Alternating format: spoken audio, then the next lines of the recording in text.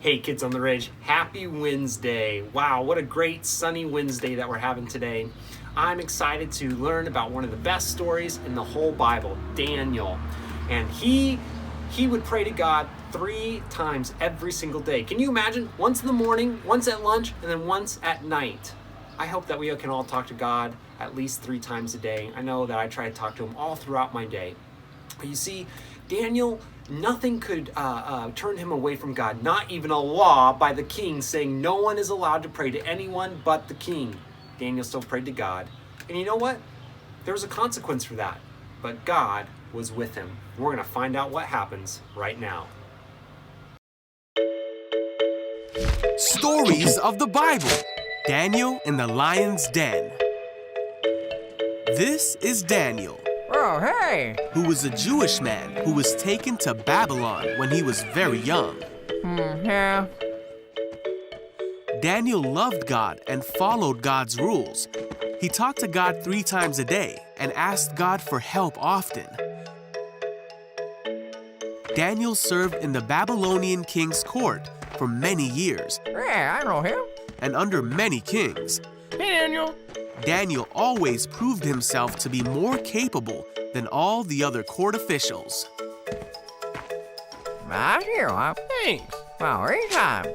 Daniel was serving under King Darius, and because of his great abilities, the king made plans to place him in charge of the entire empire. Wow, okay. The other court officials searched for some fault in Daniel, but they couldn't find anything wrong with him. He was faithful, responsible, and completely trustworthy.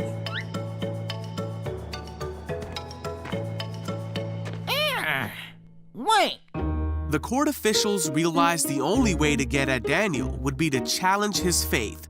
Come on.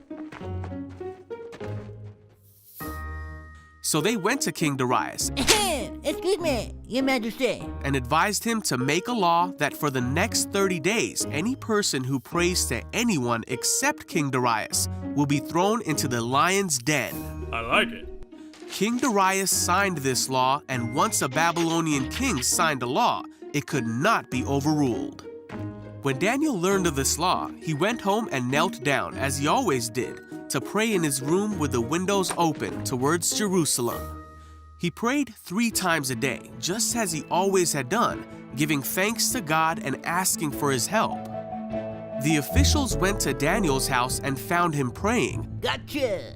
They went to the king and reminded him of the law. I remember. Well, Then they said that Daniel had been found praying to God 3 times a day. What?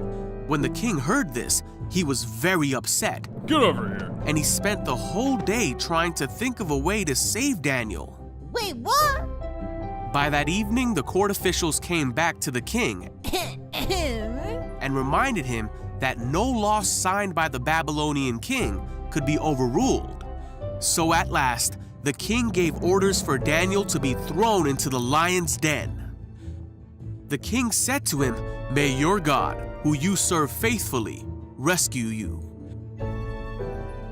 Then the lion's den was sealed shut with Daniel inside. The king spent the night fasting and couldn't sleep. Then very early in the morning, the king hurried to the lion's den. He called out, Hey, Daniel.